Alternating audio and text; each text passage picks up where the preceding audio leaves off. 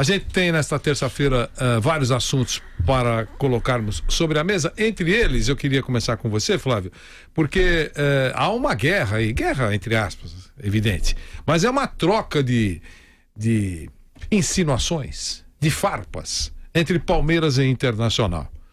Os dois que estão brigando, o Inter está brigando pelo título e o Palmeiras liderando com uma folga respeitável nesse instante. Mas um acha que o outro é o protegidinho das arbitragens. Foi mais favorecido por erros de arbitragem. Toma lá, dá cá. Entre o líder e o vice-líder. Flávio, vamos falar um pouquinho sobre isso? Queria ouvi-lo. Bom, boa tarde, Vanderlei, boa tarde, amigos. No meu modo de entender, o que falta é competência de preparação dos árbitros. Eu falo isso faz tempo, eles não escolhem o cara pelo dom de apitar, eles escolhem o cara por ser garotão, saladão, estilo que o Márcio Pímpolo gosta, assim, daronco, essas coisas assim. Eu fiz o curso de arbitragem na Federação Paulista de Futebol, então aqui na Brigadeiro Luiz Antônio, e quem ministrava a aula era o Flávio Azetti. De cara, quando eu entrei, ele falou: você não vai ser árbitro não, de óculos não dá. Naquela época não se aceitava isso.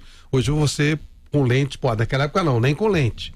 E a primeira coisa que eles tentavam passar era um conceito de o que é a ideia de jogo, o que é a ideia do que é essa coisa aqui, que a gente sempre briga aqui. O que está querendo dizer o cara que fez a lei, a interpretação de lei. Se você não tiver sentido de interpretação, você não vai conseguir fazer. Você precisa entender aquilo que o cara que escreveu pretendia, o que a lei manda, o que a board quer. E aqui não, aqui eles pegam o cara que corre bastante, o cara que tem bons índices físicos e tal. Então você tinha um cara, por exemplo, como Romualdo Herpe Filho, magrinho, pequenininho, jamais seria árbitro hoje, e tinha um conhecimento entendimento da regra espetacular. Outro, o Emílio Marques Mesquita, meio gordinho, barrigudinho, mas tinha um conhecimento, tanto que virou instrutor da FIFA, né? Um cara que tinha um conhecimento muito grande. Dulcídio, grandalhão e tal, fortão, era estilo que o Márcio gosta, mas tinha uma compreensão da regra muito grande, né? Hoje, então, tinha dom, sabe, Vanderlei? O cara tinha, ele entendia, que ele sabia como fazer aquilo. Se você não conseguisse compreender o espírito da lei, você já nem entrava, já parava pelo meio. Isso era feito através de teste e tal. Hoje não, hoje tem que ser garotão, bonitão, e aí o cara não entende o espírito da lei.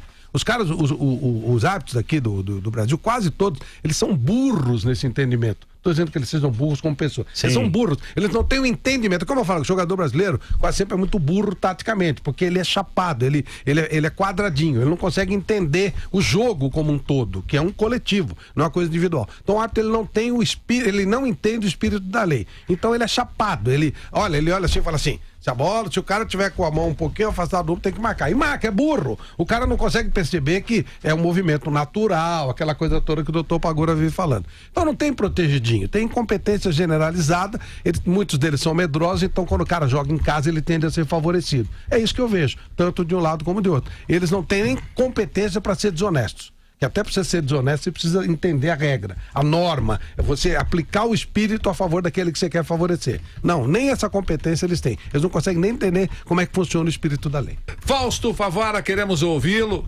Palmeiras e Internacional, um contra o outro, entendendo que são protegidos, foram favorecidos ao longo da competição. No fundo, se a gente colocar na balança, foram favorecidos e não todos, né? Alguns mais, outros menos, mas é mais ou menos nessa linha. Mas eu quero ouvir o Fausto. Vanderlei, todos os clubes que estão na Série A, Série B, Série C podem reclamar. Eu vou mais nessa linha do Flávio. E eu escuto muitos árbitros falando, eu converso muito com o Alfredo Leblin, que é um amigo pessoal, e ele fala na profissionalização dos árbitros. Isso é importante, porque eles pedem faz tempo isso, Vanderlei. Como é que você pode cobrar o cara se ele não é profissional? Ele tá lá, ele é professor de educação física, ele é dentista, ele é professor, e ele vai lá e apita o jogo, né? Ele se prepara para aquilo, mas ele não tem a carteirinha de profissional de árbitro, sabe? A profissionalização é importante. Você vai cobrar de outra maneira. Então, realmente, ontem a gente comentou sobre isso e o investimento precisa ser grande em cima da arbitragem, porque os campeonatos estão ficando chatos devido às arbitragens, né? E isso não é para acontecer. O protagonista são os times, são os jogadores, não os árbitros. Isso vem acontecendo quase sempre, Vanderlei. Então, eu torço para que a CBF invista de verdade nisso. Profissionalização é importante demais, porque é uma maneira, você tem como cobrar mais a arbitragem, a tendência é que melhore com o tempo. Eu vou nessa linha do Flávio e é verdade mesmo, os caras hoje parece que eles estão mais procurando modelos para televisão do que árbitros de qualidade, né? Isso tá acontecendo mesmo.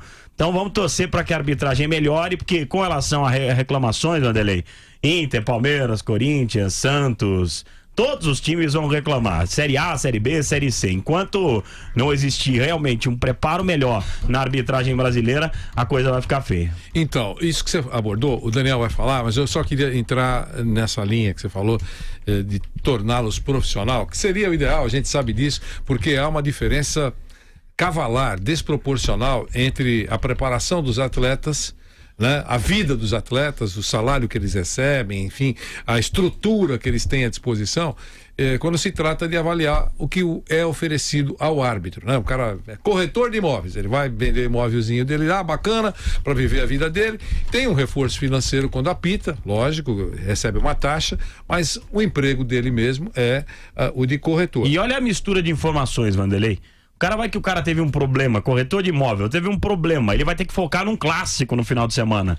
Então, é um negócio maluco, então, mano. Mas aí eu queria dizer o seguinte pra você, não é tão fácil, embora fosse o ideal, não é tão fácil, porque ninguém quer assumir o pepino trabalhista. Se eles se transformarem em profissionais, quem será o patrão?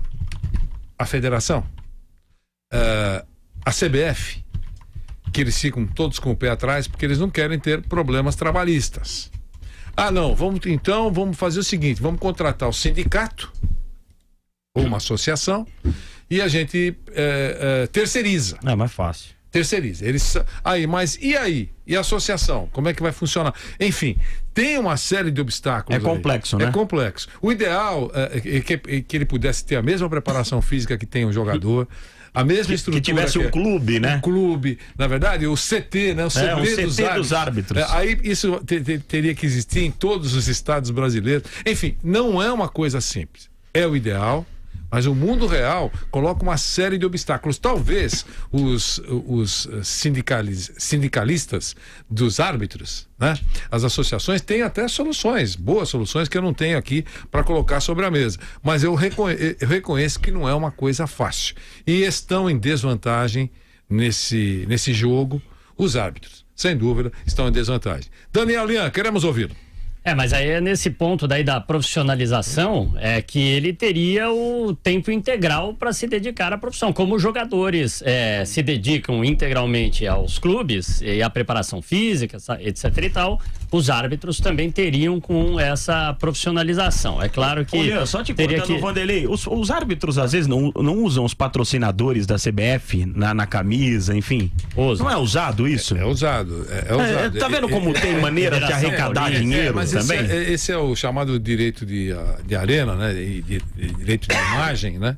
Que eles recebem, acho que é um valor. Provavelmente eles recebem. Mas eu não sei se o que eles recebem, porque pode apitar quantos jogos por semana? Dois no máximo. Mas acho que... depende, só top de linha. E aí eles fazem escalas entre A e B, Série A, Série B. Teoricamente não vive desse salário. Teoricamente, eu não tenho essa informação. Não vive dessa taxa de arbitragem. A gente sabe que jeito tem, né? Porque da mesma maneira que tem patrocinadores na camisa do São Paulo, Palmeiras, Santos, qual é o problema de ter uma camisa cheia de patrocinadores na arbitragem?